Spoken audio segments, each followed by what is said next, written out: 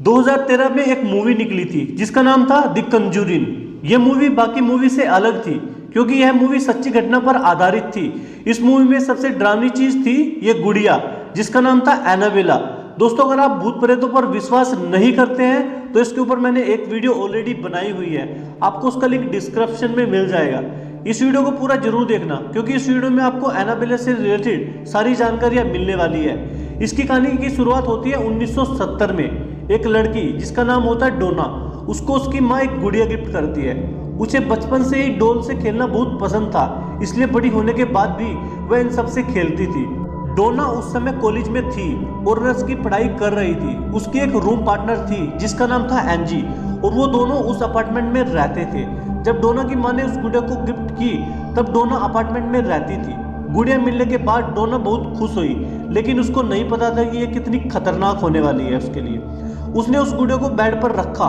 थोड़ी देर बाद डोना और उसके दोस्त एंजी ने यह नोटिस किया कि डॉल अपनी पोजीशन अपने आप ही बदल लेती है और जब वो कॉलेज से आती है तो डॉल दूसरी जगह पर मिलती है।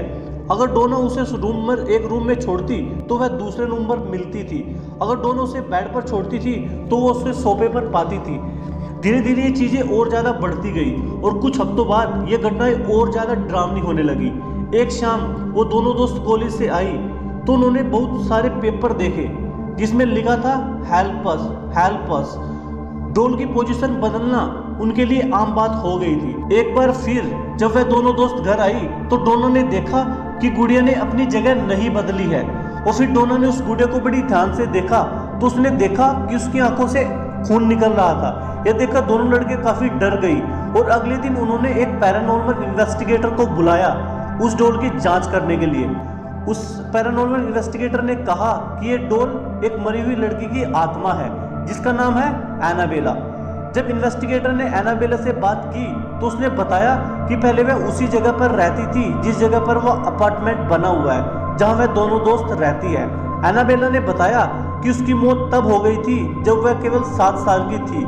उसने यह भी कहा कि डोना और एंजी के साथ वह सेफ फील करती है और उसने इन्वेस्टिगेटर के जरिए उनसे पूछा कि क्या वह उनके साथ रह सकती है। डोना और एंजी नर्स की पढ़ाई कर रही थी और लोगों का भला करना उनका फर्ज था, इसलिए उन्होंने एनाबेला को अपने साथ रखने का निर्णय ले लिया। डोना और एंजी का एक दोस्त था जिसका नाम था लुई, वो उनके साथ बगल वाले कमरे में रहता था। लुई का कुछ और ही कहना था। लुई को वह डॉल शुरू से ही पसंद नहीं थी। वह लड़के डॉल को एक्सेप्ट तो कर ली पर लोगों का ये कहना था कि यह डॉल काफी खतरनाक है इसलिए उन्हें इसे एक्सेप्ट नहीं करना चाहिए। पर डोना ने लुई की बात को नहीं माना क्योंकि उसे उस इन्वेस्टिगेटर की बात सही लग रही थी और उसने तो यही कहा था कि इस डॉल के अंदर 7 साल की लड़की की एक आत्मा है जो किसी को हानि नहीं पहुंचाना चाहती बल्कि सिर्फ उसे प्यार चाहिए।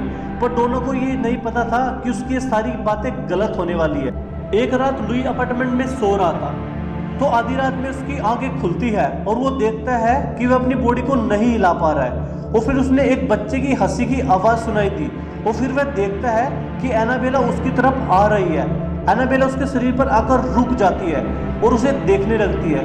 फिर लुई बेहोश हो जाता है। अगले दिन जब वह होश में आता है तो उसने देखा कि एनाबेला तो अपने रूम में ही है पर वह यह श्योर नहीं कर पा रहा था कि जो रात में उसके साथ हुआ वो उसका सपना था या हकीकत में ऐसा कुछ हुआ था।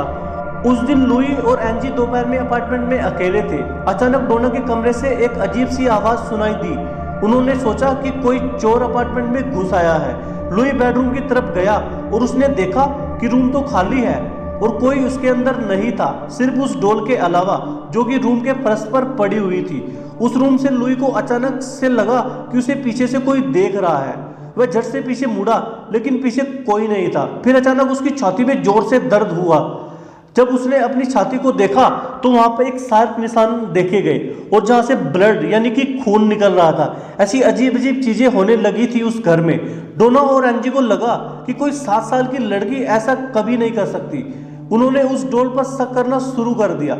फिर उन्होंने एक प्रीस्ट को बुलाया जिसका नाम था फादर हैगर, पर फादर हैगर को लगा कि वह इस काम के लिए सही नहीं है।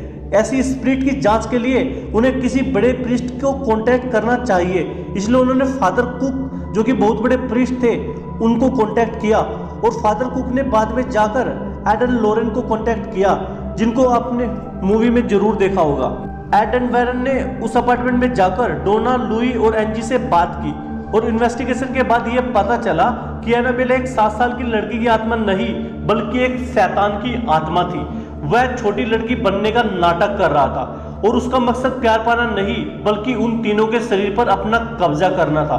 डोना ने उस डॉल को वेरन को सौंप दिया और एड एंड वेरन ने उस डॉल को अपने साथ रखने का निर्णय लिया।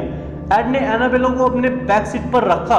जब वो उस डॉल को अपने घर ले जा रहे थे तब उन्होंने अजीब सी हिट महसूस हो रही थी जिससे वह फील कर पा रहे थे और बीच बीच में कार का स्टीयरिंग और ब्रेक काम करना बंद कर दे रहे थे। एक जगह पर कार का बैलेंस पूरी तरह से बिगड़ गया और इसलिए एड ने होली वाटर एनाबेला पर छिड़क दिया। वो उस डॉल को शांत करने में कामयाब रहे और वो आखिर में अपने घर पहुंच गए।